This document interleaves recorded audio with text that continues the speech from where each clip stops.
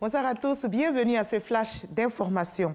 Le président de la République, Alassane Ouattara, va regagner Abidjan ce samedi. Il reviendra d'Addis Abeba en Éthiopie où il a pris part ce matin même au 11e sommet extraordinaire des chefs d'État et de gouvernement de l'Union africaine. Le sommet était consacré à la réforme institutionnelle de l'organisation continentale. On en saura davantage dans l'édition de 20h avec notre envoyé spécial Viviane Aimé à Addis Abeba. Ici à Abidjan, les populations du quartier Ouassakara dans la commune de Yopougon sont encore sous le choc. Une partie d'un immeuble R+4 s'est effondrée, occasionnant d'énormes dégâts matériels. On ne déplore heureusement aucune perte en vie humaine, mais un habitant a été blessé. À l'origine de cet effondrement, la vétusté du bâtiment, selon les victimes. La promesse du gouvernement d'améliorer le taux d'accès à l'eau potable à 95% d'ici à 2020 se concrétise. Le programme Eau pour tous est en marche. La Côte d'Ivoire vient de bénéficier de 15 forages équipés de pompes à motricité humaine d'un coût de 97 millions de francs CFA. La cérémonie de remise de ces ouvrages a eu lieu vendredi à Norbert-Carrefour, village situé dans la sous-préfecture de Méagui. Les familles des 8 victimes de l'incendie meurtrier survenu dans la nuit du 21 au 22 août dernier au quartier Konankro et Château de Divo ont reçu la visite d'une délégation du ministère de la Solidarité, de la Cohésion sociale et de la lutte contre la pauvreté. Les émissaires du ministère de la Solidarité ont exprimé la compassion et le réconfort du gouvernement aux familles éplorées. Ces dernières ont reçu plus de 5 millions de francs CFA pour faire face aux charges funéraires.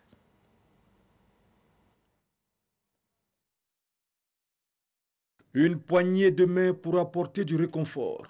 L'Observatoire de la solidarité et de la cohésion sociale conduit par son directeur général à Divo dans le quartier Konankro-Château pour exprimer la compassion du gouvernement aux familles de 8 victimes de l'incendie. 600 000 en pareille situation. Malgré la douleur, la veuve Nguessan Chantal a eu des ressources pour exprimer sa reconnaissance à l'endroit du gouvernement. Nous allons donc revenir sur la remise des forages avec notre reporter Sam Kona. Dame Kwasi Adjoua Yvonne a recours à l'eau de pluie pour son ménage, comme les autres femmes du village de Norbert-Carrefour. Chaque matin, à l'aide de sa puisette, elle remplit ses récipients. Chaque matin, on va au puits, on puise l'eau, on remplit les marmites et les assiettes. C'est ça, on prend pour se laver, on prend pour préparer. C'est pas propre, mais on se débrouille avec ça. On veut qu'ils n'ont qu'à nous donner l'eau propre. On n'a pas l'eau propre pour boire. Cet appel a été entendu par le gouvernement. Une pompe à motricité humaine à Norbert-Carrefour, la joie des populations. Et cette pompe villageoise est le fruit d'un partenariat entre l'État de Côte d'Ivoire et le Conseil de l'Entente. Toute notre gratitude et notre reconnaissance au chef de l'État, Son Excellence le Président Alassane Ouattara, pour son soutien inlassable à notre organisation sous-régionale, j'ai nommé le Conseil de l'Entente, dont la mission principale est d'œuvrer pour la paix par l'amélioration des conditions de vie des populations rurales.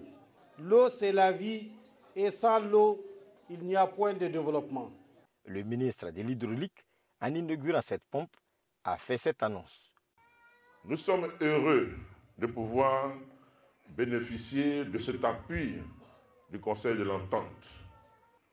Autour du programme Eau pour tous, il est prévu l'entretien et la maintenance de l'ensemble des pompes à motricité humaine sur toute l'étendue du territoire. En outre, d'ici quelques mois, ce sont environ 6 000 forages alimentés par des systèmes solaires qui seront réalisés dans les 31 On peut laisser Khashoggi. Ce sont au total 15 pompes villageoises dans 3 départements, Abouasso, Dabakala et Méagui, qui sont remises à la Côte d'Ivoire par le Conseil de l'Entente dans le cadre du programme pilote d'hydraulique villageoise du Conseil de l'Entente. À Madagascar, les anciens présidents Andry Rajoelina et Mak Ravalomanana sont arrivés en tête du premier tour de la présidentielle malgache. Ils se qualifient ainsi pour le second tour selon la commission électorale. Aucun des deux candidats n'a obtenu les 50% des voix nécessaires pour l'emporter immédiatement. M. Rajoelina recueillant 39,19% des suffrages devant Ravalomanana qui en obtient 35,29% et selon les résultats du premier tour du 7 novembre.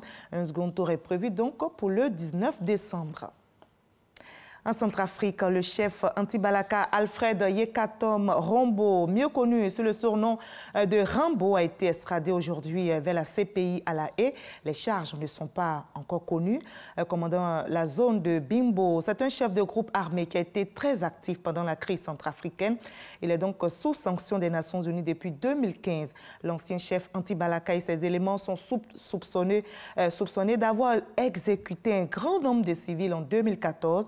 Les enquêtes de la Fédération internationale des droits de l'homme le suspectent notamment d'avoir commis des meurtres, pillages et recrutement d'enfants soldats pendant la crise.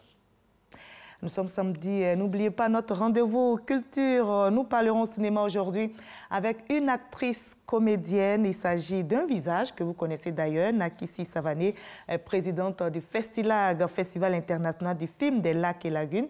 L'édition 2018 s'est achevée aujourd'hui après 5 jours de projection éclatées dans différentes communes d'Abidjan de Grand Bassam. 24 films étaient en compétition. Quelles sont les grandes innovations de cette édition 2018 et surtout, quelles sont les retombées pour le cinéma ivoirien? Rendez-vous à 20h.